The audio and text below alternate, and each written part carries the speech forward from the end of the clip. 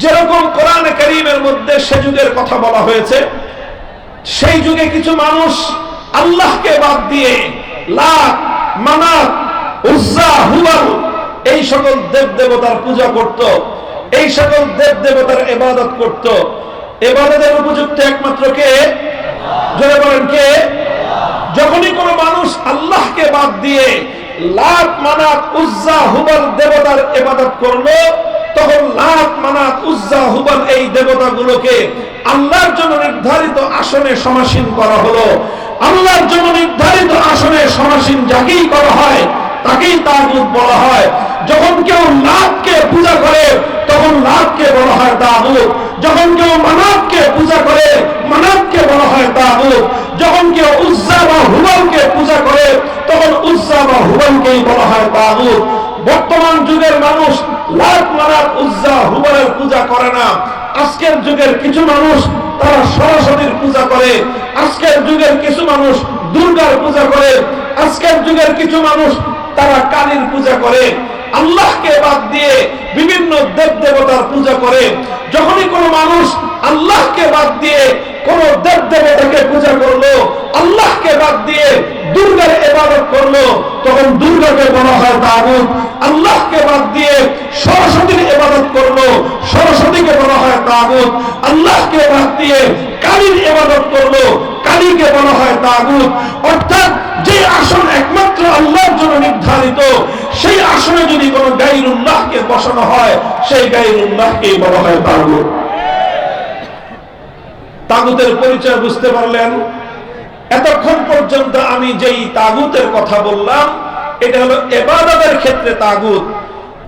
আজ রাত অবসান হওয়ার পর যেরকম আগামীকাল প্রত্যুষে সূর্যের উদয় ঘটবে, নতুন আলো উদ্ভাসিত হবে, নতুন দিন আসবে, এ কথায় যেরকম সন্দেহের কোনো অবকাশ নেই।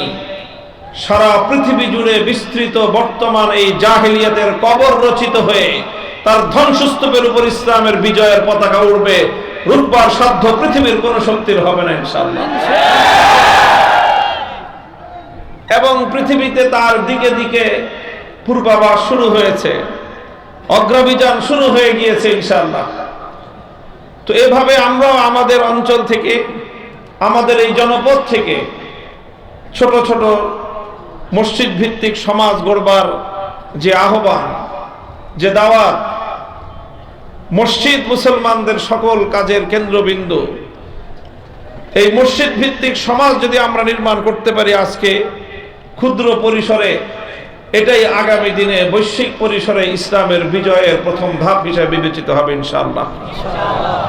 আল্লাহ পাক রব্বুল আলামিন আপনাদেরকে কবুল করুন, আপনাদের এই উদ্যোগকে আল্লাহ পাক সাফল্যমণ্ডিত করুন। মুহতারাম হাজিরিন, আমি আপনাদের সম্মুখে কোরআনে কারীমের সূরাতুন নিসার ৬০ নম্বর আয়াতটুকু তেলাওয়াত করেছি। সংক্ষিপ্তভাবে এই আয়াতের উপর কিছু আলোকপাত আমি করব আপনাদের সম্মুখে।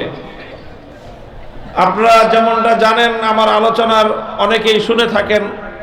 বর্তমান মিডিয়া এবং সামাজিক যোগাযোগ মাধ্যমের কল্যাণে সামনাসামনি দেখা হোক বা না হোক, যারাই কথাবার্তা বলি আমরা কিছু মানুষের সামনে, আমাদের আলোচনা শুনে আপনারা অভ্যস্ত।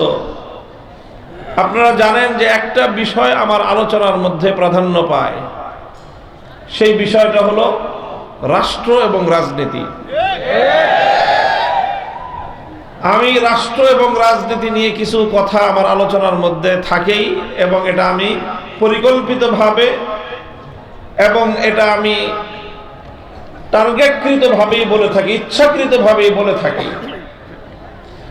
আমার এই কথাগুলো বিপুল পরিমাণ ধর্মপ্রাণ মুসলমানদের মধ্যে যেরকম উদ্দীপনা তৈরি করে, উৎসাহ জাগায়, আবার অনেক মানুষের মধ্যে এক ধরনের বিরক্তি অথবা অ্যালার্জির চুলকানির উপদ্রব তৈরি করে।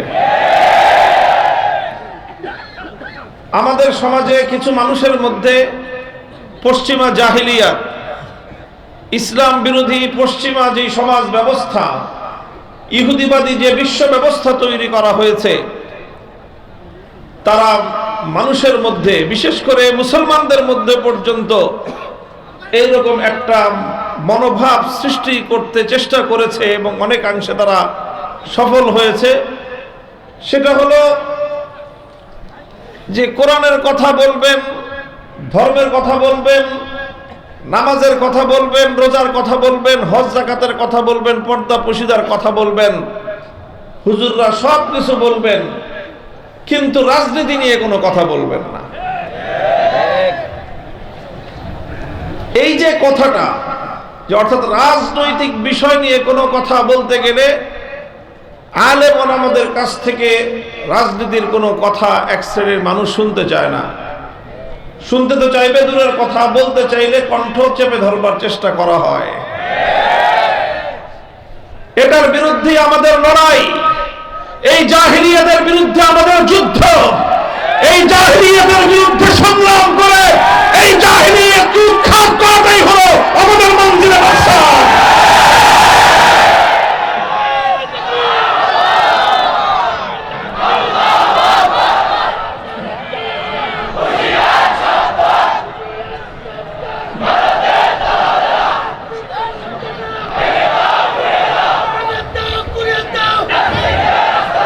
আমরা ইসলামী জীবন ব্যবস্থার প্রতিটি দিক নিয়ে কথা বলবো। ওলামায়ে কেরামের দায়িত্ব ইসলামের প্রতিটি শাখা প্রশাখা বিষয়ে মানুষকে সচেতন করা, মানুষকে সজাগ করা, কোরআন এবং হাদিসের দিক নির্দেশনা মানুষের সামনে তুলে ধরা, এটা আলেম ওলামাদের ঐতিহাসিক জিম্মাদারি। মানুষের ঈমান আকীদা নিয়ে যেমনি ভাবে তারা কথা বলবে, মানুষের ঈমান আকীদায় ত্রুটি বিচ্যুতি দেখা দিলে সেই ঈমান এবং আকীদাকে পরিশুদ্ধ করবার জন্য, মানুষের ঈমান দুরুস্ত করার জন্য মানুষকে কোরআন এবং হাদিসের দিক নির্দেশনা, ঈমান এবং আকীদার কথা তুলে ধরা আলেমদের দায়িত্ব।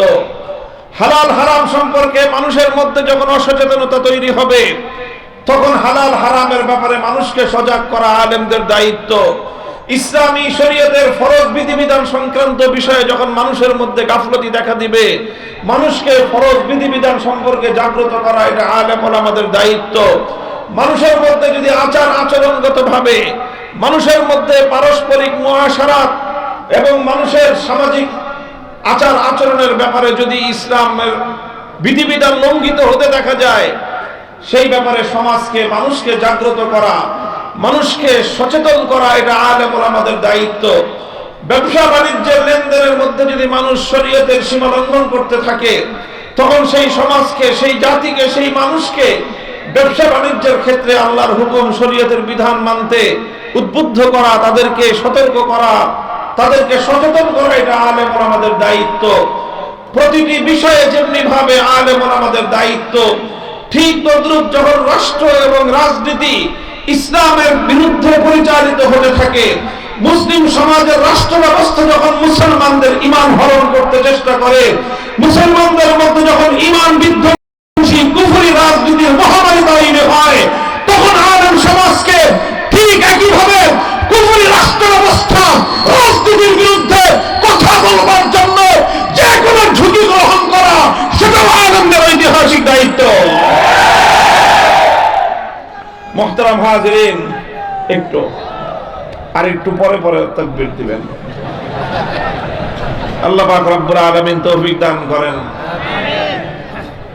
দেখেন, কথা প্রসঙ্গে কথা চলে আসে, কিছু কথা বলতে গেলে অনেক রাজনৈতিক প্রসঙ্গ আসবে। মূলত আমরা কোরআনে কারীমের প্রতিটি জীবন দর্শন যেরকম মানুষের সামনে তুলে ধরি, কোরআনে কারীমের এবং ইসলামের অন্যতম একটি গুরুত্বপূর্ণ বিধান হলো ইসলামের রাজনৈতিক দর্শন, ইসলামের রাষ্ট্র ব্যবস্থা, ইসলামের রাজনৈতিক মতবাদ, সেই কথাগুলো মানুষের সামনে বলতে হয়। আমার একটা ছোট্ট অ্যানালাইসিস হলো, আমার ছোট্ট একটা পর্যবেক্ষণ হলো, বর্তমানে মুসলিম বিশ্বের মধ্যে, বিশেষ করে আমাদের দেশে, নানাভাবে মানুষের ঈমান, আমল, আকীদা নানাভাবেই ক্ষতিগ্রস্ত হচ্ছে। নানাভাবে সিনেমা, নোবেল, নাটক ইত্যাদির মাধ্যমে মুসলমানদের ক্ষতি হচ্ছে, তবে মুসলমানদের আমলের ক্ষতি হয়। চুরি ডাকাতি ছিনতাইয়ের মাধ্যমে মুসলমানদের ক্ষয়ক্ষতি হয়, মুসলমানদের সহায় সম্পদের ক্ষতি হয়। মাদকের করাল গ্রাস গোটা সমাজকে ছেয়ে নিচ্ছে। মাদকের দ্বারা মুসলমানদের আমল নষ্ট হয়, মাদক গ্রহণ করলে আমল নষ্ট হয়। সমাজে নানা ধরনের শিরক বিদআতের অনেক কার্যকলাপ পরিচালিত হচ্ছে। এই সমস্তের দ্বারা সমাজ মুসলমানদের সুন্নতের উপর আমলের যেই বিধিবিধান সেটা ক্ষতিগ্রস্ত হয়। তবে সবচেয়ে বেশি ভয়ঙ্কর যে প্রবণতা আজ মুসলমানদের মধ্যে পরিচালিত, যেটার দ্বারা মুসলমানদের ঈমান নষ্ট হয়, তার মধ্যে সবচেয়ে উল্লেখযোগ্য বিষয় হলো বর্তমান প্রচলিত পশ্চিমা রাজনীতি ব্যবস্থা। সেই রাজনীতির মাধ্যমে সবচেয়ে বেশি মুসলমানদের ঈমান হরণ হয়। অথচ এই বিষয়ে আমরা অনেকটাই নীরব দর্শকের ভূমিকা পালন করি। আল্লাহ পাক রব্বুল আলামিন এই রাজনৈতিক আক্রমণ থেকে মুসলমানদের ঈমান এবং আমলকে হেফাজত করেন। আমিন। মুহতারাম হাজিরিন, এই যে একটা রাজনৈতিক পট পরিবর্তন বাংলাদেশে ঘটেছে, 16 বছরের ফ্যাসিবাদ স্বৈরতন্ত্র এই দেশের মানুষের বুকের উপর চেপে বসা একটা জগদ্দল পাথর আল্লাহ পাক রব্বুল আলামিনের সাহায্যে অপসারিত হয়েছে। এদেশের মানুষ মুক্ত বাতাসে নিঃশ্বাস গ্রহণ করার সুযোগ পেয়েছে। ফালিল্লাহিল হামদু আলা যালিক। আমরা আল্লাহ পাকের শুকরিয়া আদায় করি। এখন একটা নতুন আলোচনা, নতুন একটা কথা আসতেছে। এই বিদায়ী ফ্যাসিবাদী আর কথা রাগঢাক রেখে বলে লাভ কি? আওয়ামী লীগের কথাই বলতেছি। এখন অনেকে বলতেছে যে নতুন একটা আওয়ামী লীগ, পরিশুদ্ধ একটা আওয়ামী লীগকে বাংলাদেশে রাজনীতিতে আনার দরকার। অনেকে এটা আমরা বিরোধিতা করতেছি বা অনেকেই বিরুদ্ধাচরণ করতেছে। ইনসাফের কথা হলো যে অন্য সকলের যেরকম রাজনীতি করার অধিকার আছে, আওয়ামী লীগ যদি রাজনীতি করতে চায় তার আগে তাদেরকে বাংলাদেশের মানুষের রক্তের দাম চুকাইতে হবে। যতগুলো মানুষের নিরপরাধ মানুষের রক্ত ঝরিয়েছে তারা, এই সব রক্তপাতের বিচার হোক।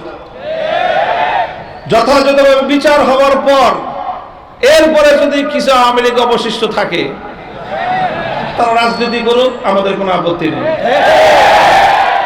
তবে আমি যতটুকু দেখেছি 2009 সাল থেকে নিয়ে 2024 সাল পর্যন্ত, মধ্যখানে 2013 সালের শাপলা চত্বর, 2021 সালের ব্রাহ্মণবাড়িয়ার শহীদ শাহাদাতের ঘটনা, এই সকল শাহাদাত এবং এই হত্যাযজ্ঞের সঙ্গে জড়িত মানুষগুলোকে যদি যাচাই বাছাই করে বিচারের কাঠগড়ায় দাঁড় করানো হয়, বাংলাদেশের কোন একটা ইউনিয়ন ওয়ার্ড পর্যায়ের আওয়ামী লীগের কোন নেতা অবশিষ্ট থাকবে বলে আমার মনে হয়।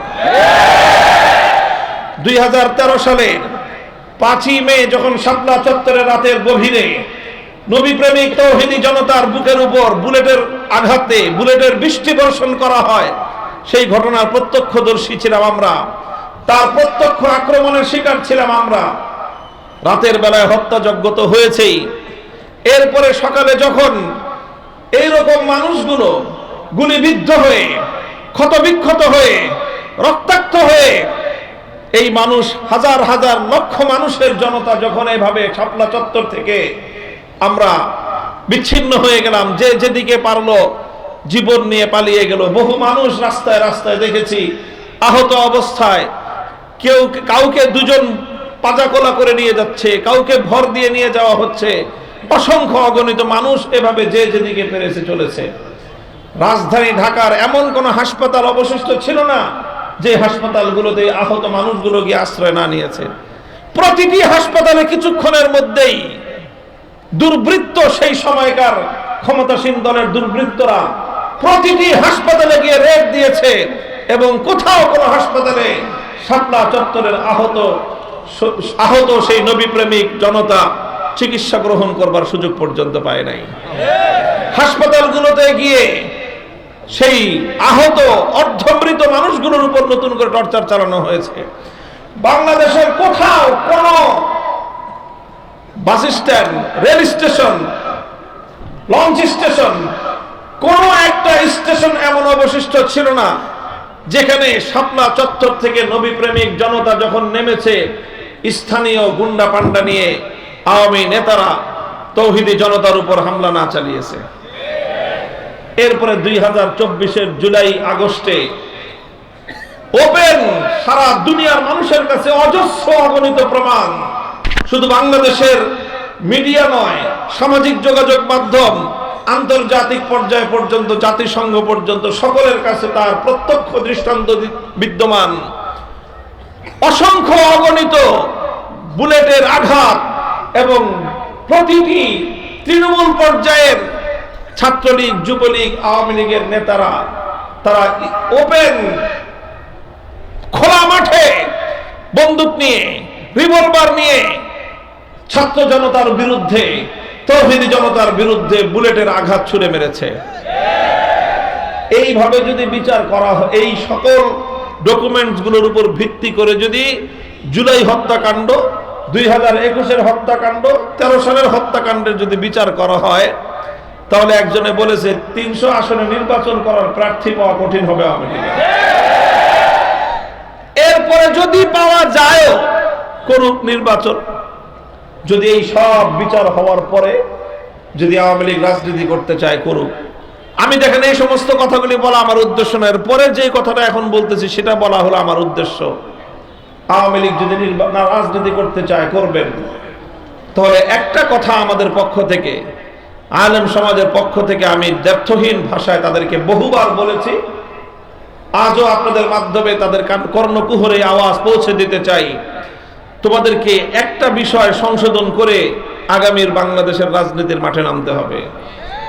সেই বিষয়টা হলো যে আওয়ামী লীগের লোকজনের একটা স্বভাব, তারা মুসলমানরা নামাজ পড়ে, নামাজ নিয়ে আমাদের সঙ্গে তাদের খুব একটা বিতর্ক নাই, রোজা রাখে বিতর্ক নাই, ঈদের নামাজ নিয়ে বিতর্ক নাই, জানাজার নামাজ নিয়ে বিতর্ক নাই, অন্যান্য ধর্মীয় কর্মকাণ্ড নিয়ে বিতর্ক নাই।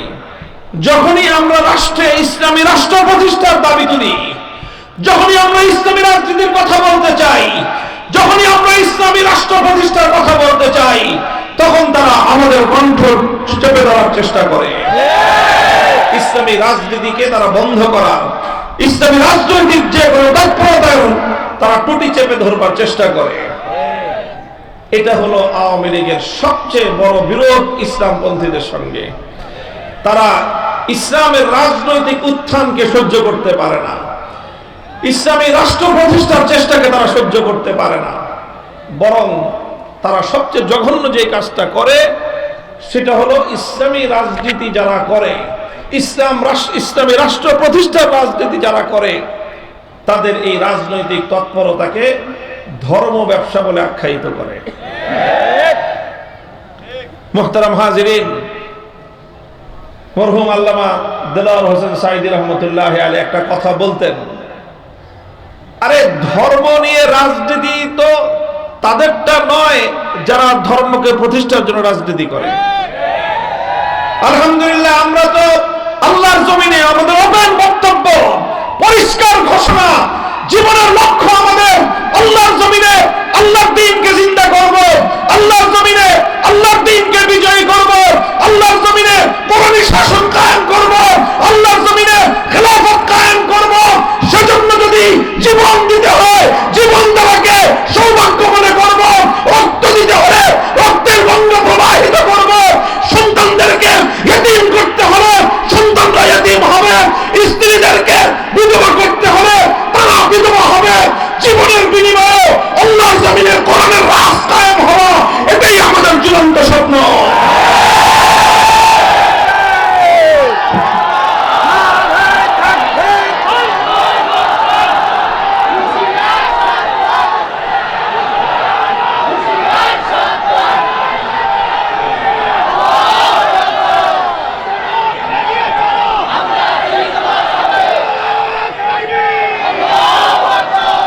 এটা তো আমাদের পরিষ্কার কথা।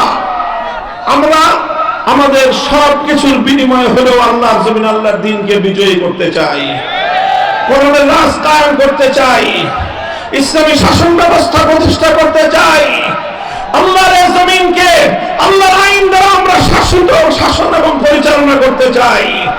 আল্লাহর পক্ষ থেকে আমাদেরকে যে খেলাফতের মহান জিম্মাদারি দেওয়া হয়েছে, সেই খেলাফতের দায়িত্বে সারা পৃথিবীতে আমরা আল্লাহ পাক রব্বুল আলামিনের খেলাফতের সুনামে শাসন ফিরিয়ে আনতে চাই।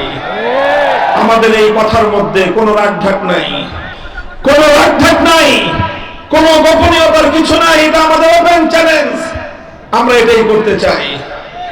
কাজেই আমরা কোরআনের জন্য জীবন দিতে প্রস্তুত। আমরা কোরআনকে তেলাওয়াত করি, আমরা আল্লাহর কোরআনকে জানার চেষ্টা করি, কোরআনের জ্ঞান অর্জন করার চেষ্টা করি, কোরআনের আহ্বান মানুষের কর্ণকুহরে পৌঁছে দেওয়ার পয়গাম নিয়ে আমরা দুনিয়াতে ফেরি করি এবং আল্লাহর কোরআনের সমাজ বিনির্মাণ করবার জন্য, কোরআনের রাজ করবার জন্য আমরা আমাদের জীবনকে বাজি লাগাই। এটা আমাদের স্বপ্ন, এটা আমাদের সাধনা, এটাই আমাদের জীবন, এটাই আমাদের মরণ। তো কাজেই এটা আমাদের ব্যবসা না, এটা আমাদের জীবন। আল্লাহর কোরআন কায়েম করে রাজনীতি করা আমাদের ব্যবসা না, এটা আমাদের জীবন, এটাই আমাদের সাধনা। এটার জন্যই আমরা বাঁচি, এটার জন্যই আমরা মরতে চেষ্টা করি।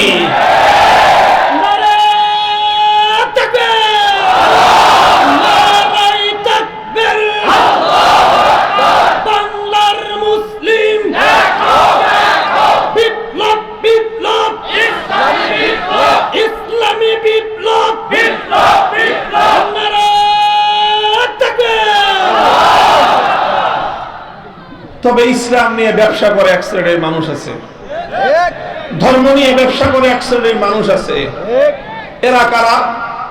ধর্ম নিয়ে ব্যবসা করে তারা নির্বাচন আসলে যারা মাথায় পট্টি বাঁধে, নির্বাচন আসলে যারা হাতে তসবিহ নেয়, নির্বাচন আসলে যারা মাথায় টুপি পরে মসজিদের মধ্যে গিয়ে মুসল্লিদের সঙ্গে কোরআনের পক্ষে থাকবার জন্য প্রত্যয় ব্যক্ত করে, আবার নির্বাচনের মাধ্যমে মানুষের ভোটটাকে ধোঁকা দিয়ে আদায় করবার পর, নির্বাচিত হয়ে যাওয়ার পর আল্লাহর কোরআনের বিরুদ্ধে আইন তৈরি করে।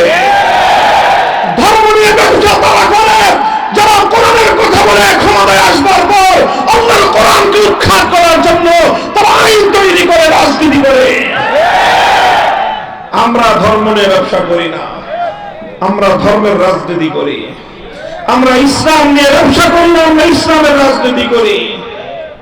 এই কথাটা আমি অত্যন্ত আন্তরিকতার সাথে আওয়ামী লীগের অবশিষ্ট নেতা কর্মীদেরকে বলবো, আগামী দিনে যদি বাংলাদেশে রাজনীতি করতে হয়, আপনাদের এই মনোভাব এবং এই দৃষ্টিভঙ্গি পরিবর্তন করবেন যে ইসলামী রাজনীতিকে ধর্ম ব্যবসা বলা হয় না।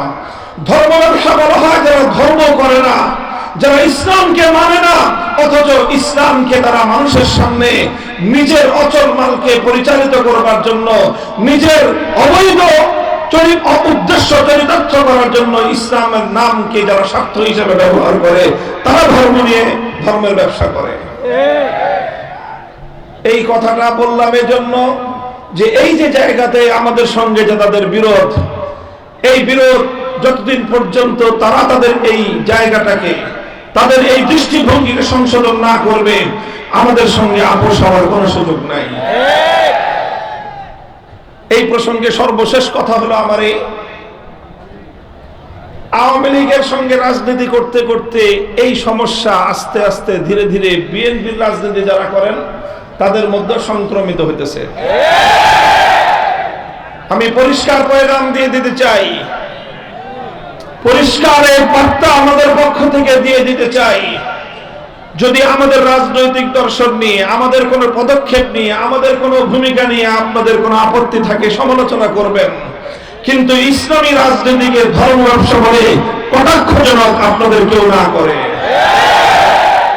যদি আপনাদের কোন নেতা, আপনাদের কোন দায়িত্বশীল ইসলামী রাজনীতিকে যদি ধর্ম ব্যবসা বলে কটাক্ষ করার চেষ্টা করে, আপনাদের সঙ্গে আওয়ামী লীগের মতো আচরণ করতে আমরা দুইবার ভাববো না।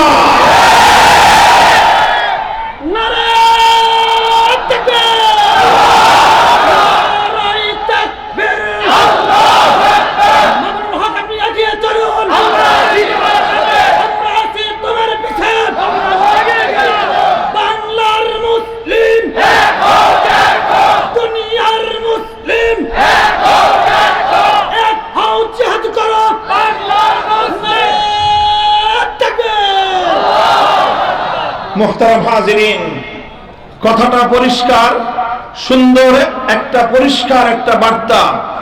আমি বাংলাদেশে যারা ইসলাম বিরোধী রাজনীতি যারা করেন অথবা অনইসলামিক রাজনীতি যারা করেন তাদের প্রতি আমাদের পরিষ্কার বার্তা। এখন মুখে কথা বলছি, সুন্দরভাবে বুঝিয়ে বলছি, যদি আপনি ইসলামের বিরুদ্ধাচরণ করতে চান, গণতান্ত্রিক দেশে ইসলামের বিরুদ্ধাচরণ করতে পারেন।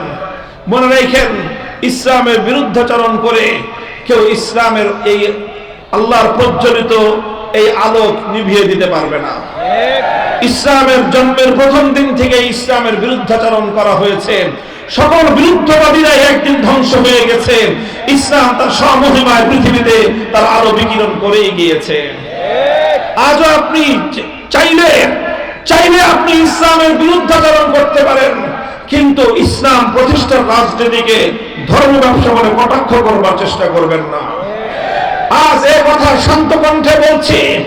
মনে রাখবেন, এদেশে আমরা ধীরে ধীরে আলহামদুলিল্লাহ আল্লাহর কোরআনের প্রতি, ইসলামী অনুশাসনের প্রতি, ইসলামী শাসন ব্যবস্থার প্রতি, খেলাফতের শাসন ব্যবস্থার প্রতি, ইসলামী রাজনীতির প্রতি শুধুমাত্র আলেম সমাজ নয়, শুধুমাত্র মাদ্রাসা মসজিদের জনশক্তি নয়, প্রতিটি বিশ্ববিদ্যালয়ে, প্রতিটি ক্যাম্পাসে, প্রতিটি কলেজে, স্কুলে পর্যন্ত ইনশাআল্লাহ আল কোরআনের সৈনিক তৈরি হতে শুরু করেছে। আমরা ইসলামী রাজনীতির আহ্বান সমাজের প্রতিটি মানুষের কাছে পৌঁছে দিতে চাই। সমালোচনা করতে হয়, করবেন। ইসলামী রাজনীতিকে ধর্ম ব্যবসা বলে আখ্যায়িত করবার, ইসলামী রাজনীতিকে ধর্ম ব্যবসা বলে কটাক্ষ করার এই আস্পর্ধা বাংলার মাটিতে বেশি দিন বরদাস্ত করা হবে না। ইসলামী রাজনীতির বিরুদ্ধে কেউ যদি কটাক্ষ করে, সরাসরি ইসলামের অবমাননা। যেমনি ভাবে ইসলামের যে কোনো বিধানকে কটাক্ষ করলে ইসলামের অবমাননা হয়, ইসলামের যে কোনো বিধানকে কটাক্ষ করলে আল্লাহর অবমাননা হয়, ঠিক তদ্রুপ ইসলামী রাজনীতিকে কটাক্ষ করলে আল কোরআনের অবমাননা হয়। ইসলামী রাজনীতিকে কটাক্ষ করলে আল্লাহর অবমাননা হয়। ইসলামী রাজনীতিকে কটাক্ষ করলে ইসলামী শরীয়তের অবমাননা হয়। ইসলামী রাজনীতিকে কটাক্ষ করলে আল্লাহর জমিনে ইসলামী রাজনীতির প্রবর্তক নবী মুহাম্মদ আরবীর কটাক্ষ এবং অবমাননা করা হয়। সাবধান, হুঁশিয়ার, এটা ঈমানের সঙ্গে জড়িত একটা প্রশ্ন। আল্লাহ পাক রব্বুল আলামিন সকলকে বুঝবার তৌফিক দান করেন। আমি কোরআনে কারীমের যে আয়াত তেলাওয়াত করেছিলাম, সেই আয়াতের আলোচনার দিকে যেতেই পারলাম না। দীর্ঘ আলোচনা আমি করব না। কোরআনে কারীমের সূরাতুন নিসার মধ্যে ৬০ নম্বর আমার তেলাওয়াতকৃত আয়াতে আল্লাহ পাক রব্বুল আলামিন একটি প্রশ্ন রেখেছেন। বিস্ময়কর, বিস্ময়াভিভূত হয়ে বিস্ময়ের সঙ্গে আল্লাহ পাক রব্বুল আলামিন আশ্চর্য বোধ করে একটি প্রশ্ন রেখেছেন।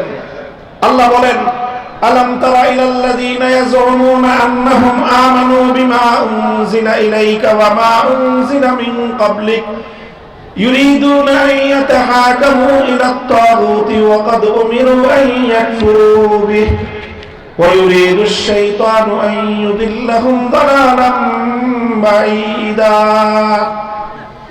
আল্লাহ বলেন যে তোমরা কি দেখেছো এক শ্রেণীর মানুষ এমন রয়েছে, তোমরা কি লক্ষ্য করো যে কিছু মানুষ এমন রয়েছে, ইয়াজউমুনা আন্নাহুম আমানু, তারা দাবি করে যে তারা নাকি ঈমানদার।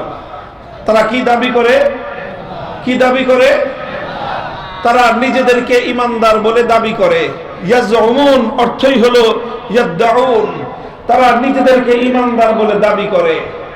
অথচ আল্লাহর কোরআন বলতেছে, অথচ ইউরিদুনা আন ইয়াতাহাকামু ইলাত তাগুত ওয়া ক্বাদ উমিরু আন ইয়াকফুরু বিহি, নিজেদেরকে তারা ঈমানদার বলে দাবি করে, অথচ তারা তাগুতের কাছে বিচার চায়, তারা তাগুতের কাছে ফয়সালা জানতে চায়, তারা তাগুতের সিদ্ধান্ত জানতে চায়। অথচ আল্লাহর পক্ষ থেকে সমস্ত মানব জাতিকে স্পষ্ট বার্তা দিয়ে দেওয়া হয়েছে যে তোমরা তাগুতকে অস্বীকার করো। কোরআনে কারীমের এই আয়াত, সূরাতুন নিসার এই আয়াত স্পষ্ট ভাষায় মানব জাতির কাছে একটা বার্তা তুলে ধরে। সেই বার্তাটা হলো এই, যারা তাগুতকে বিশ্বাস করে, যারা তাগুতের সিদ্ধান্ত মানবার জন্য প্রস্তুত হয়, তারা আর কিছু হলেও হতে পারে, হাজি হতে পারে, গাজী হতে পারে, পাজি হতে পারে, কিন্তু ইমানদার হতে পারে না। আল্লাহর কোরআনের বার্তা হলো যে তুমি তাগুতের কাছে ফয়সালা চাইবা, তাগুতের কাছে সিদ্ধান্ত জানতে চাইবা, তাগুতের বিচার মানবা, আবার নিজেকে ইমানদারও মনে করবা। এই দুটো কোশ্চেন কেন একত্রিত হতে পারে না? কোরআনে কারীমের বহু আয়াত একইভাবে আল্লাহ পাক রব্বুল আলামিন তাগুতের প্রতি ইমানদারদেরকে চূড়ান্তভাবে তাগুতকে বর্জন করতে বলা হয়েছে। সূরাতুল বাকারার মধ্যে আল্লাহ পাক রব্বুল আলামিন স্পষ্ট ভাষায় বলেছেন, আল্লাহ পাক রব্বুল আলামিন কোরআনে কারীমের বিভিন্ন জায়গায় তাগুত সম্পর্কে পরিষ্কার বার্তা দিয়েছেন। আল্লাহ বলেছেন, আল্লাযীনা আমানু ইউকাতিলুনা ফী সাবিলিল্লাহ ওয়াল্লাযীনা কাফারু ইউকাতিলুনা ফী সাবিলিত তাগুত। আল্লাহ বলেন, যারা ঈমানদার তারাও লড়াই করে, যারা বেঈমান তারাও লড়াই করে। ঈমানদাররা লড়াই করে আল্লাহর পথে, বেঈমানরা লড়াই করে তাগুতের পথে। সুতরাং আল্লাহর পথ হলো ভিন্ন, তাগুতের পথ হলো ভিন্ন। আলো এবং অন্ধকার যেমন একাকার হতে পারে না, আসমান আর জমিন যেমন একত্রিত হতে পারে না, ঠিক তেমনি ভাবে আল্লাহর উপর বিশ্বাস এবং তাগুতের উপর আস্থা বিশ্বাস, এই দুটো কোশ্চেন কেন একত্রিত হতে পারে না?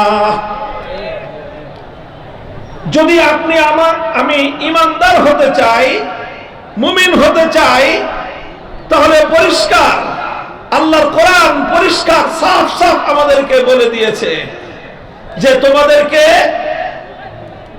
আল্লাহর উপর ইমানদার হতে হবে, আল্লাহর উপর বিশ্বাসকে অটল এবং অবিচল রাখতে হবে।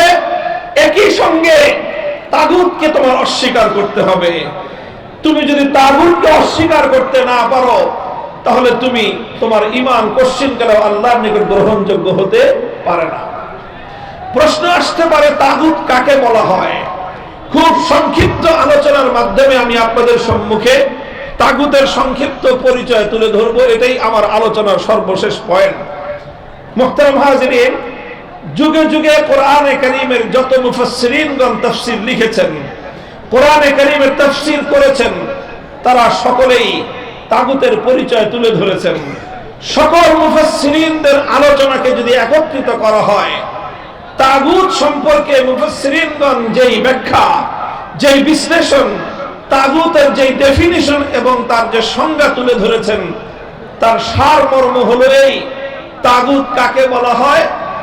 তাগুত বলা হয় আল্লাহ পাক রব্বুল আলামিনের জন্য যেই স্থান, যেই আসন নির্ধারিত, আল্লাহর জন্য যেই মর্যাদাটা নির্ধারিত, আল্লাহর জন্য নির্ধারিত আসন যদি কোনো গায়রুল্লাহকে দেওয়া হয়, কোন গায়রুল্লাহকে যদি আল্লাহর জন্য নির্ধারিত আসনে বসানো হয়, সেই গায়রুল্লাহকেই বলা হয় তাগুত। কথা বোঝা গেল?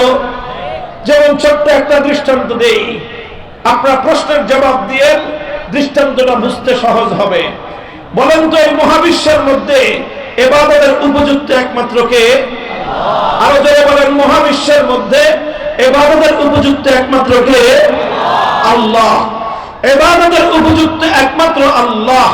এখন এই আল্লাহর জন্য যে ইবাদত, সেই ইবাদত যদি আল্লাহর জন্য না করে কোন গায়রুল্লাহর জন্য কেউ ইবাদত করে, তাহলে যেই গায়রুল্লাহর জন্য ইবাদত করা হবে সেই গায়রুল্লাহকে বলা হয় তাগুত। আরো স্পেসিফিক দৃষ্টান্ত বুঝেন, যেরকম কোরআনে কারীমের মধ্যে সে যুগের কথা বলা হয়েছে, সেই যুগে কিছু মানুষ আল্লাহকে বাদ দিয়ে লাত, মানাত, উজ্জা, হুবাল এই সকল দেব দেবতার পূজা করত, এই সকল দেব দেবতার ইবাদত করত। ইবাদতের উপযুক্ত একমাত্র কে? জোরে বলেন কে? যখনই কোনো মানুষ আল্লাহকে বাদ দিয়ে লাত, মানাত, উজ্জা, হুবাল দেবতার ইবাদত করলো, তখন লাত, মানাত, উজ্জা উজ্জা হুবাল এই দেবতাগুলোকে আল্লাহর জন্য নির্ধারিত আসনে সমাসীন করা হলো। আল্লাহর জন্য নির্ধারিত আসনে সমাসীন যাকেই করা হয় তাকেই তাগুত বলা হয়। যখন কেউ লাতকে পূজা করে তখন লাতকে বলা হয় তাগুত। যখন কেউ মানাতকে পূজা করে মানাতকে বলা হয় তাগুত। যখন কেউ উজ্জা বা হুবালকে পূজা করে তখন উজ্জা বা হুবালকেই বলা হয় তাগুত। বর্তমান যুগের মানুষ লাত মানাত উজ্জা হুবালের পূজা করে না। আজকের যুগের কিছু মানুষ তারা সরস্বতীর পূজা করে। আজকের যুগের কিছু মানুষ দুর্গার পূজা করে। আজকের যুগের কিছু মানুষ তারা কালীর পূজা করে। আল্লাহকে বাদ দিয়ে বিভিন্ন দেব দেবতার পূজা করে। যখনই কোনো মানুষ আল্লাহকে বাদ দিয়ে কোন দেব দেবতাকে পূজা করলো, আল্লাহকে বাদ দিয়ে দুর্গার ইবাদত করলো, তখন দুর্গাকে বলা হয় তাগুত। আল্লাহকে বাদ দিয়ে সরস্বতীর ইবাদত করলো, সরস্বতীকে বলা হয় তাগুত। আল্লাহকে বাদ দিয়ে কালীর ইবাদত করলো, কালীকে বলা হয় তাগুত। অর্থাৎ যে আসন একমাত্র আল্লাহর জন্য নির্ধারিত, সেই আসনে যদি কোনো গায়রুল্লাহকে বসানো হয়, সেই গায়রুল্লাহকেই বলা হয় তাগুত। তাগুতের পরিচয় বুঝতে পারলেন? এতক্ষণ পর্যন্ত আমি যেই তাগুতের কথা বললাম এটা হলো ইবাদতের ক্ষেত্রে তাগুত। ঈমানের জন্য অপরিহার্য জরুরি বিষয় হলো প্রত্যেকটা মুমিনকে, প্রত্যেক ব্যক্তিকে একত্ববাদ তথা তাওহীদকে বিশ্বাস করতে হবে। তাওহীদ হলো ঈমানের সবচেয়ে গুরুত্বপূর্ণ বুনিয়াদ। ঈমানের সবচেয়ে গুরুত্বপূর্ণ বুনিয়াদ কি বললাম? বলেন কি? তাওহীদ। তাওহীদ মানে কি? একত্ববাদ। তাওহীদ মানে কি? একত্ববাদ। এই একত্ববাদের একটা অংশ হলো তাওহীদ ফিল ইবাদাহ। ইবাদতের মধ্যে আল্লাহর একত্ববাদকে মানতে হবে। ইবাদতের একমাত্র উপযুক্ত কে? জয় বলেন, ইবাদতের একমাত্র উপযুক্ত কে? ইবাদতের উপযুক্ত একমাত্র আল্লাহকে বিশ্বাস করা। ইবাদতের উপযুক্ত একমাত্র আল্লাহকে স্বীকার করা। ইবাদতের উপযুক্ত একমাত্র আল্লাহকে মান্য করা। এটাকে বলা হয় তাওহীদ ফিল ইবাদাহ। আল্লাহকে বাদ দিয়ে যখন কোন গায়রুল্লাহর ইবাদত করা হয় এটাই হলো শিরক। আর যেই গায়রুল্লাহর ইবাদত করা হলো তাকেই বলা হয় তাগুত। ইবাদতের মধ্যে যেরকম তাওহীদকে বিশ্বাস করতে হয়, ঠিক তাওহীদের আরেকটা গুরুত্বপূর্ণ অংশ হলো তাওহীদ ফিল হাকিমিয়াহ। হাকিমিয়াতের অর্থ হলো এই আসমান এবং জমিন সহ মহাবিশ্বের মধ্যে মাখলুকাতের জন্য, সকল সৃষ্টি জগতের জন্য আইন তৈরি করবার, বিধান তৈরি করবার একমাত্র অধিকার কার? চিৎকার করে বলেন, এই মহাবিশ্বের মধ্যে আইন এবং বিধান তৈরি করবার চূড়ান্ত ক্ষমতা একমাত্র কার? এই মহাবিশ্বের মধ্যে ইবাদতের উপযুক্ত একমাত্র কে? ইবাদতের উপযুক্ত যেমন একমাত্র আল্লাহ, ঠিক তদ্রূপ মহাবিশ্বের মধ্যে আইন এবং বিধান তৈরি করবার একমাত্র অধিকার কার? একমাত্র অধিকার হলো আল্লাহর। ইবাদতের উপযুক্ত একমাত্র আল্লাহ। এটাকে বলা হয় তাওহীদ ফিল ইবাদাহ, ইবাদতের তাওহীদ। ঠিক তদ্রূপ আইন এবং বিধান তৈরি করবার ক্ষেত্রে চূড়ান্ত ক্ষমতা একমাত্র আল্লাহর। এটাকে বলা হয় তাওহীদ ফিল হাকিমিয়াহ, অর্থাৎ আইন তৈরি করবার, বিধান তৈরি করবার তাওহীদ। এবার আমি আপনাদেরকে জিজ্ঞাসা করি, কোন একজন মানুষ যদি আল্লাহর ইবাদত করে আবার দুর্গারও পূজা করে, লোকটা ঈমানদার না বেঈমান? একজন মানুষ 24 ঘন্টার মধ্যে 23 ঘন্টা 55 মিনিট আল্লাহর ইবাদত করলো, শুধুমাত্র 5 মিনিটের জন্য কোন গায়রুল্লাহর ইবাদত করলো, কোন দেবতার পূজা করলো, আপনারা বলেন দেখি লোকটা ঈমানদার না বেঈমান? কারণ কি? সে তো 23 ঘন্টা 55 মিনিট অথবা 23 ঘন্টা 59 মিনিট সে একমাত্র আল্লাহর ইবাদত করলো, আর একটা মিনিট শুধুমাত্র আল্লাহকে বাদ দিয়ে কোন গায়রুল্লাহর ইবাদত করলো।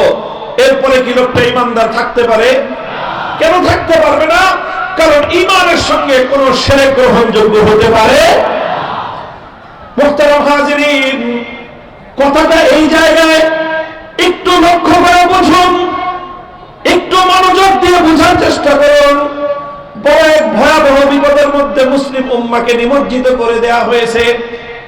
ইসলামী রাজনীতি নিয়ে কোন কথা বলি, রাজনৈতিক বিষয় নিয়ে জন্যই কথা বলি, কারণ রাজনৈতিক কুফরি মতবাদের মাধ্যমে লক্ষ কোটি মুসলমানদের ঈমানকে যেভাবে হরণ করা হচ্ছে, অন্য কোন কার্যকলাপের মাধ্যমে এই পরিমাণ মুসলমানের ঈমান হরণ হয় না। বন্ধুগণ, আমার বাংলাদেশের কোন একজন মুসলমান এক মিনিটের জন্য, এক মুহূর্তের জন্য কোন একটা দেবতার পূজা করবে, কোন মুসলমান সেটা দেখে বরদাস্ত করতে পারে না। কারণ প্রত্যেকটা মুসলমান এই কথা জানে যে ইবাদতের একমাত্র উপযুক্ত হলো আল্লাহ। আল্লাহকে বাদ দিয়ে কোন গায়রুল্লাহ যদি পূজা করা হয়, তাহলে এক মুহূর্তের জন্য কোন গায়রুল্লাহর ইবাদত করলে একজন মানুষ আর কিছু হলেও হতে পারে, ঈমানদার থাকতে পারে না। কিন্তু বড় দুঃখ এবং পরিতাপের বিষয়, ইবাদতের উপযুক্ত যেরকম একমাত্র আল্লাহ, ওই এক আল্লাহকে বাদ দিয়ে গায়রুল্লাহর ইবাদত করলে যেরকম মানুষের ঈমান থাকে না, ঠিক তদ্রূপ মানব জাতির জন্য, বিশ্বের জন্য, গোটা মাখলুকাতের জন্য আইন এবং বিধান তৈরি করবার একমাত্র অধিকার কার? এটাও তো তাওহীদ, এটাও তো আল্লাহর একত্ববাদ। অথচ অসংখ্য অগণিত মানুষ ইসলামের নাম ধারণ করে, অসংখ্য অগণিত মানুষ 5 ওয়াক্ত নামাজ পড়ে, অসংখ্য অগণিত মানুষ বছর বছর হজ করে, প্রতি বছর রোজা রেখে, অসংখ্য অগণিত মানুষ মাথায় টুপি পরে, মুখে দাড়ি রেখে, তারা তাওহীদ ফিল হাকিমিয়্যার বিশ্বাসকে লঙ্ঘন করে আল্লাহর আইনের জায়গায় গায়রুল্লাহর আইনকে সমান মর্যাদা দিয়ে তারা তাদের ঈমানকে ধ্বংস করে বেঈমান ও মুশরিকে পরিণত হচ্ছে। এই বিষয়ে কোনো কথা নাই। এই বিষয়ে কথা বলতে গেলেই আমাদের টুটি চেপে ধরবার চেষ্টা করা হয়। এই বিষয়ে মুসলমানদেরকে সতর্ক করতে গেলেই বলে যে হুজুররা ওয়াজের মাঠে রাজনীতি করবেন না। আমরা তো রাজনীতি করতে চাই নাই, কিন্তু যখন আমরা দেখি রাজনীতির মাধ্যমে সরল প্রাণ মুসলমানদের ঈমান হরণ করা হয়, তখন সেই কুফরি রাজনীতির বিরুদ্ধে কথা বলা আমাদের ফরজ। সেই কুফরি রাজনীতির বিরুদ্ধে তখন কথা বলা, উম্মতকে সতর্ক করা প্রত্যেকটা ঈমানদার আলেমের দায়িত্ব এবং কর্তব্য হয়ে দাঁড়ায়। মুহতারাম হাজিরিন, এই কথা অনেক লম্বা দীর্ঘ একটা আলোচনার বিষয়। রাত গভীরে এত সূক্ষ্ম বিষয় দীর্ঘ আলোচনা করবার কোন সুযোগ আমার নাই। আমি শুধু আল্লাহর পয়গম্বরের একটি হাদিসের উদ্ধৃতি দিচ্ছি আপনাদেরকে, বিষয়টা একটু বোঝানোর জন্য। লক্ষ্য করে বুঝেন, এরপরে আলোচনা সমাপ্ত হবে। হযরত আদী ইবনে হাতেম রাদিয়াল্লাহু তাআলা আনহু আল্লাহর নবীর একজন জলিলুল কদর সাহাবী, অতি উচ্চ মর্যাদা সম্পন্ন একজন সাহাবী। নাম হলো তার আদী, তার বাবার নাম হাতেম তাই। আমরা হাতেম তাইয়ের নাম শুনেছি, বিশ্ববিখ্যাত, পৃথিবীর মধ্যে একজন দানবীর। আজও পর্যন্ত পৃথিবীতে দান এবং মানুষকে উপকার করার ক্ষেত্রে এক কিংবদন্তি নাম হলো হাতেম তাই। এই হাতেম তাইর ছেলে ছিলেন আদী ইবনে হাতেম। আদী ইবনে হাতেম তিনি তার গোত্রের একজন সর্দার ছিলেন, প্রধান ছিলেন। তারা খ্রিস্টান জাতি ছিলেন। সেই আদী ইবনে হাতেম আল্লাহর নবীর কাছে আসলেন নবীজির সঙ্গে দেখা করতে। নবীজির কাছে এসে দেখেন যে আল্লাহর নবী কোরআনে কারীমের সূরাতুল বারাতের আয়াত তেলাওয়াত করতেছেন। ইত্তাখাযু আহবারাহুম ওয়া রুহবানাহুম আরবাবাম মিন দুনিল্লাহ। ইত্তাখাযু আহবারাহুম ওয়া রুহবানাহুম আরবাবাম মিন দুনিল্লাহ। আল্লাহ পাক রব্বুল আলামিন কোরআনে কারীমের মধ্যে খ্রিস্টানদের সম্পর্কে একটা অভিযোগ করেছেন। অভিযোগটা হলো, খ্রিস্টানরা তাদের মধ্যকার 2 শ্রেণীর মানুষ। এক হলো আহবার, অর্থাৎ তাদের মধ্যে যারা জ্ঞানী সম্প্রদায়, আরেক হলো তাদের রুহবান, তাদের মধ্যে যারা পাদ্রী সম্প্রদায়। তাদের জ্ঞানী এবং তাদের পাদ্রী, এই 2 শ্রেণীর মানুষকে তারা রব বলে গ্রহণ করে নিয়েছে, আল্লাহকে বাদ দিয়ে। এটা হলো খ্রিস্টানদের ধর্মবিশ্বাস। যখন আল্লাহর নবী কোরআনের আয়াত শুনলেন, এই আয়াত তেলাওয়াত করলেন, আদী ইবনে হাতেম আল্লাহর নবীর কাছে প্রশ্ন করলেন, যে ইয়া রাসূলুল্লাহ, আপনার কোরআনের মধ্যে, আপনাদের ধর্মগ্রন্থে আমাদের খ্রিস্টানদের সম্পর্কে যে অভিযোগটা করা হয়েছে, সেই অভিযোগটা তো অবাস্তব। আল্লাহর নবী বললেন, কিভাবে অবাস্তব? বললেন, আমরা তো কোনোদিন কোন খ্রিস্টান, আমাদের কোন জ্ঞানীকে আমরা রব বলি নাই, আমরা তো কোনোদিন আমাদের কোন জ্ঞানী ব্যক্তির পূজা বা ইবাদত করি না, আমরা তো কোনোদিন আমাদের মধ্যকার কোন পাদ্রীর পূজা করি না, আমরা তো কোনোদিন আমাদের কোন পাদ্রীকে আমাদের রব বলে আমরা ঘোষণা করি নাই। তাহলে আপনি কেন বলছেন যে খ্রিস্টানরা তাদের পাদ্রী এবং তাদের জ্ঞানীদেরকে রব বলে গ্রহণ করে নিয়েছে? এই কথাটা তো খ্রিস্টানদের সম্পর্কে ঠিক নয়। আল্লাহর নবী তখন আদি মুহতারাম হাজিরিন, আখেরি পয়গাম আপনাদের কাছে এটাই বলতে চাই, পৃথিবীতে মুসলমানদের মধ্যে অভিশাপ ছিল না। 600 বছর পর্যন্ত পৃথিবী মুসলমানরা শাসন করেছে। কোনদিন কোন মুসলিম জাতির মধ্যে এমন চিন্তাও কেউ করে নাই যে আল্লাহর আইনকে পরিবর্তন করে মানুষ কোন আইন তৈরি করতে পারে। সর্বপ্রথম মুসলমানদের মধ্যে অভিশাপ তৈরি হয়েছে। এই অভিশাপ দেখা দিয়েছে চেঙ্গিস খানদের মাধ্যমে, হালাকু খানদের উত্তরসূরিদের মাধ্যমে। তাতারিরা চেঙ্গিস খানের উত্তরসূরি, সেই বর্বর তাতারি মঙ্গোলীয়রা যখন মুসলমানদের বাগদাদকে ধ্বংস করে, মুসলমানদের এলাকাগুলোকে দখল করে নেয়, সেই এলাকায় সর্বপ্রথম তারা আল্লাহর আইন উৎখাত করে আল্লাহর আইনের পরিবর্তে চেঙ্গিস খানের বানানো আইন দিয়ে তারা সমাজকে শাসন করতে আরম্ভ করে। সর্বপ্রথম মুসলমানদের উপরে অভিশাপ চাপিয়ে দেয় কারা? মঙ্গোলীয় তাতারিরা। যখন এই অভিশাপ মুসলমানদের উপর চেপে বসে, এই বিপদ যখন মুসলমানদের উপর চেপে বসে, মুসলমানদের আলেম সমাজ, মুসলমানদের নেতৃত্ব লক্ষ লক্ষ মানুষের রক্তের বিনিময়ে, শাহাদাতের বিনিময়ে এই চেঙ্গিসের ফিতনা আল্লাহর আইনের পরিবর্তে মানুষের বানানো আইনকে মোকাবেলা করার জন্য, মুসলিম সমাজ থেকে উৎখাত করার জন্য তারা অবিরাম সংগ্রাম করেছেন। শাইখুল ইসলাম ইবনে তাইমিয়া রাহমাতুল্লাহি আলাইহি, যার নাম উচ্চারণ করা হয় আরবে এবং আজমে, যেই শাইখুল ইসলাম ইবনে তাইমিয়ার নাম উচ্চারণ না করে দুনিয়ার মুসলিম উম্মাহ এক কদম সামনে চলতে পারে না। সেই ইবনে তাইমিয়া রাহমাতুল্লাহি আলাইহি তার জীবদ্দশায় এই তাতারিদের মোকাবেলা করতে গিয়ে জীবনের দীর্ঘ একটা সময় কারারুদ্ধ থেকেছেন। 6 বার তিনি কারারুদ্ধ হয়েছেন। কারাগারের অন্ধকার প্রকোষ্ঠে তার জীবনের গুরুত্বপূর্ণ সময়, অধিকাংশ সময় অতিক্রান্ত হয়েছে। সব জুলুম সহ্য করেছেন, সমস্ত ত্যাগের কুরবানি হাসি মুখে বরণ করে নিয়েছেন, কিন্তু আল্লাহর আইনের পরিবর্তে মানুষের বানানো আইনকে এক মুহূর্তের জন্য মেনে নেন নাই। অনেক ত্যাগের কোরবানির মাধ্যমে এক সময় তাতারিদের পতন হয়, অনেক তাতারিরা মুসলমান হয়ে যায়, বাকিরা উৎখাত হয়ে আবার মুসলমানদের উপর, সেই মুসলমানদের উপর থেকে সেই বিপদ দূর হয়ে আবার আল্লাহর আইন এবং আল্লাহর শাসন, আল্লাহর কোরআনের শাসন ফিরে আসে।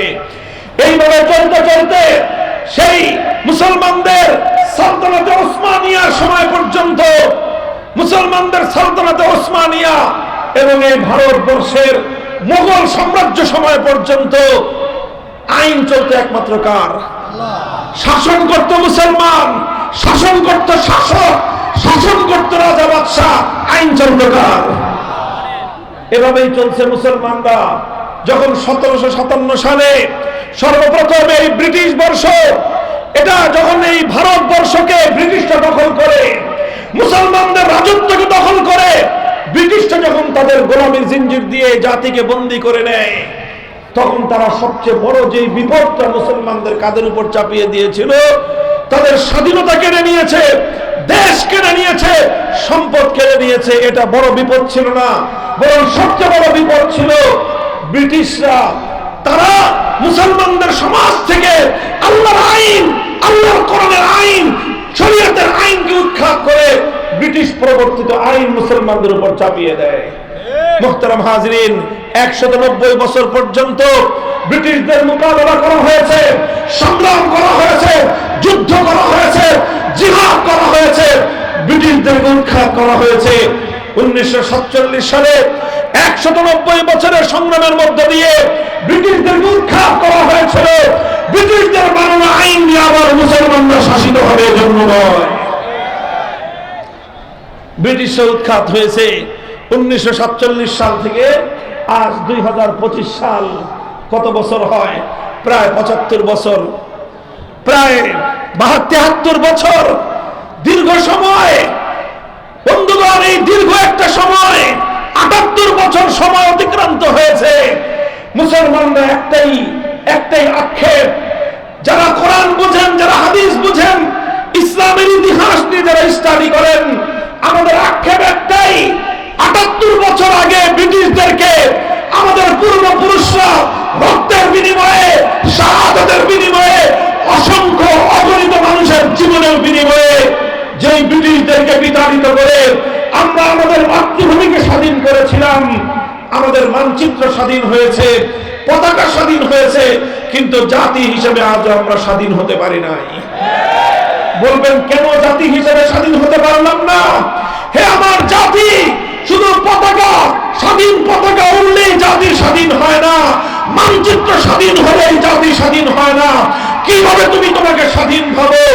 আজও তোমার দেশের আদালত পরিচালিত হয় আল্লাহর কোরআনের আইন অনুযায়ী নয়, ব্রিটিশ প্রবর্তিত আইন অনুযায়ী। তুমি কিভাবে তোমাকে স্বাধীন ভাবো? আজও তোমার দেশের শাসন ব্যবস্থা পরিচালিত হয় আল্লাহ প্রদত্ত শাসন ব্যবস্থা অনুযায়ী নয়, বরং ব্রিটিশ প্রবর্তিত শাসন ব্যবস্থা অনুযায়ী আজও তোমার প্রশাসন চলে। আজও তোমার শিক্ষা ব্যবস্থা আল্লাহর কোরআনী শিক্ষা চলে না, ইসলামী শিক্ষা ব্যবস্থা দিয়ে তোমার দেশ চলে না, বরং ব্রিটিশ প্রবর্তিত শিক্ষা ব্যবস্থা দিয়ে আজও তোমার দেশ পরিচালিত হয়। আজও তোমার দেশের অর্থনীতি আল্লাহ প্রদত্ত অর্থ ব্যবস্থা দিয়ে চলে না, আজও তোমার অর্থনীতি ব্রিটিশ প্রবর্তিত সুদ ভিত্তিক অর্থ ব্যবস্থা দিয়ে পরিচালিত হয়। যে দেশের অর্থ ব্যবস্থা ব্রিটিশ প্রবর্তিত, যে দেশের শিক্ষা ব্যবস্থা ব্রিটিশ প্রবর্তিত, যে দেশের শাসন ব্যবস্থা ব্রিটিশ প্রবর্তিত, যে দেশের আইন ব্রিটিশ প্রবর্তিত, তবে মানচিত্র স্বাধীন হতে পারে, পতাকা স্বাধীন হতে পারে, সে জাতি আজও স্বাধীনতা পায় না।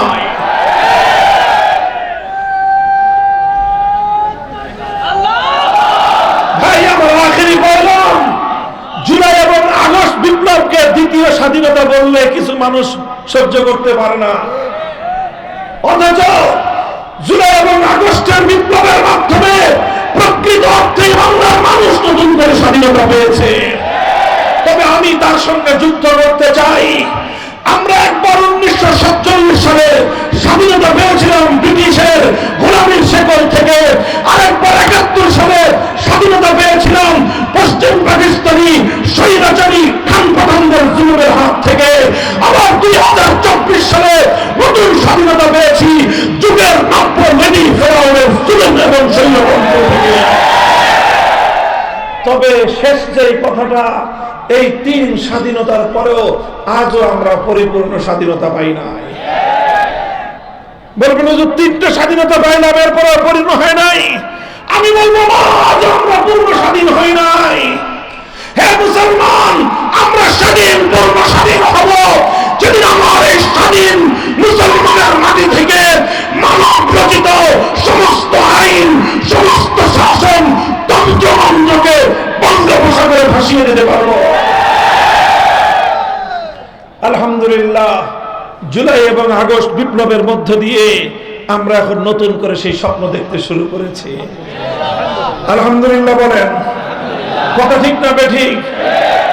বলবেন হুজুর জুলাই আগস্টে কি ইসলামী বিপ্লব হয়েছে? আমি বলবো যে না, জুলাই আগস্টে ইসলামী বিপ্লব হয় নাই, তবে ইসলামী বিপ্লবের পূর্বাভাস দেখা দিয়েছে। যেমন প্রতিদিন সকালবেলা যখন সূর্য উদিত হয়, সূর্য উদয়ের ঘন্টা দেড়েক আগে পূর্ব দিগন্তে সুবহে সাদেকের অভ্যুদয় ঘটে। কথা বলেন ঠিক না বেঠিক? আমরা যখন ফজরের নামাজের ওয়াক্ত হয়, ফজরের নামাজ পড়ি, তখন কিন্তু সূর্য উঠে না। সূর্য উঠে তখন সুবহে সাদেক হয়। সুবহে সাদেক হলে দুনিয়ার মানুষ বুঝে আর কিছুক্ষণ পরে সূর্যের উদয় হবে। সমস্ত পাখিরা গান গেয়ে উঠে, সমস্ত পশু পাখি তারা কিচির মিচির করে উঠে, তারা দুনিয়ার মানুষকে আগমনী বার্তা শোনাতে আরম্ভ করে, হে মানুষ আর ঘুমিয়ে থেকো না, কিছুক্ষণ পরেই পূর্ব দিগন্তে সূর্যের উদয় হবে, আলোয় আলোয় পৃথিবীটা উদ্ভাসিত হবে, রাতের অমানিস অন্ধকার দূর হয়ে যাবে। তুমি ঘুমিয়ে থেকো না, জেগে উঠো, নতুন আলোকে তুমি স্বাগত জানাও। এর নামই হলো সুবহে জাদিদ, এর নামই হলো সুবহে সাদেক। আমি বলতে চাই, জুলাই এবং আগস্টের বিপ্লবে এদেশের তাওহীদি জনতা, কোরআন প্রেমী জনতা যেভাবে বুকটান করে জালিমের বিরুদ্ধে লড়াই করেছে,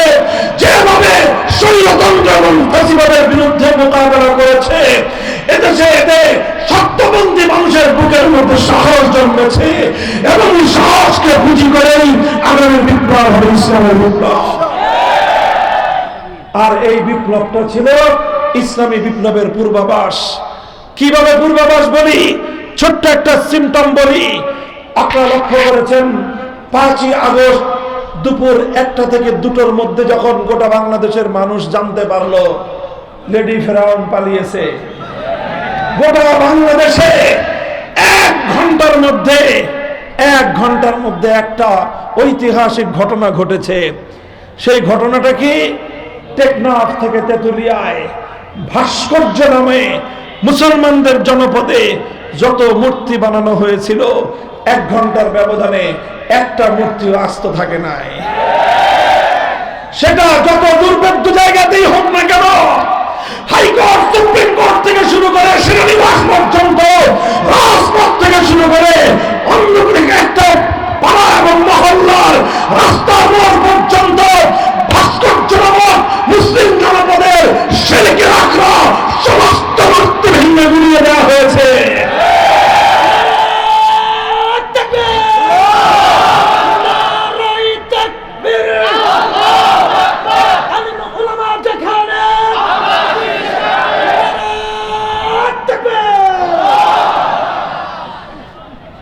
এটা বিপ্লবের সিম্পটম। কারা এই ভাস্কর্যগুলো ভেঙেছিল? বিপ্লবীরা।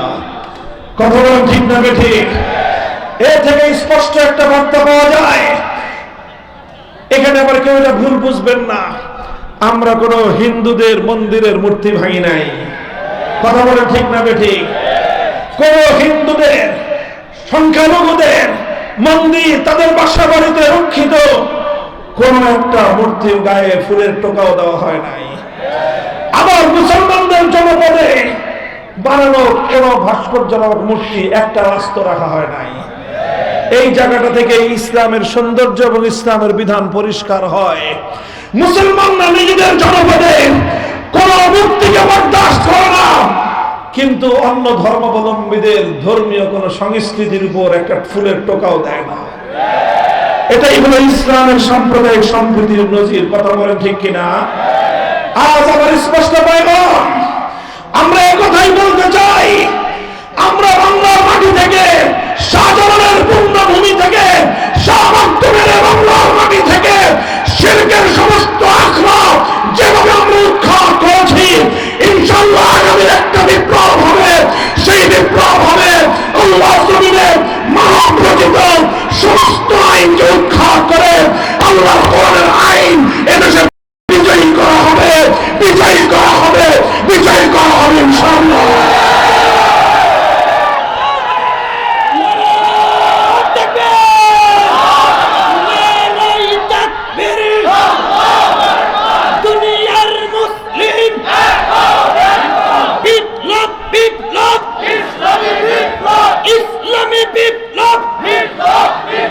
বাংলার ভবিষ্যৎ মুহতারাম হাজিরিন, আমরা আপনাদের কাছে এই পয়গাম পৌঁছে দিতে চাই, আপনারা এভাবে মসজিদ ভিত্তিক সমাজ তৈরি করুন। মুসলমানদের মার্কাজ হবে মসজিদ, মুসলমানদের সংস্কৃতি হবে মসজিদ কেন্দ্রিক, মুসলমানদের প্রতিটি কেন্দ্রের মূল কেন্দ্রবিন্দু হবে মসজিদ। মুসলমানদেরকে মসজিদ বিমুখ করে মূর্তিমুখী করবার যে কোনো হিন্দুনীয় পদক্ষেপটা ভারতীয় সেই সকল ষড়যন্ত্রকে আমাদের এভাবে রুখে দিতে হবে। প্রস্তুত থাকবেন তো ইনশাআল্লাহ? যেভাবে ফ্যাসিবাদকে বাংলার মাটি থেকে উৎখাত করা হয়েছে, যেভাবে ছোট ছোট স্বাধীনতা এনেছি, চূড়ান্ত স্বাধীনতা আনবার জন্য আল্লাহর কোরআনকে আল্লাহর জমিনে চূড়ান্তভাবে বাস্তবায়ন করবার জন্য যদি আমাদের রক্ত দিতে হয়, রক্ত দিতে হবে, জীবন দিতে হবে, জীবন দিতে হবে, শাহাদাতের নাজরানা দিতে হবে, শাহাদাতের নাজরানা দিতে হবে। 2000 তাজা প্রাণের মাধ্যমে, 2000 তাজা প্রাণের মাধ্যমে যদি আমরা ফ্যাসিবাদকে বিতাড়িত করতে পারি, সেখানে মানব রচিত সমস্ত তন্ত্র মন্ত্রের কবর রচনা করে আল্লাহর কোরআনকে বিজয়ী করবার জন্য যদি 20,000 মানুষের শাহাদাতের নাজরানার প্রয়োজন হয়, শহীদি ঈদগাহে মাথায় কাপড়ের কাপড় বেঁধে কারা কারা প্রস্তুত থাকবো? হাত তুলে খোদার কাছে শপথ করো।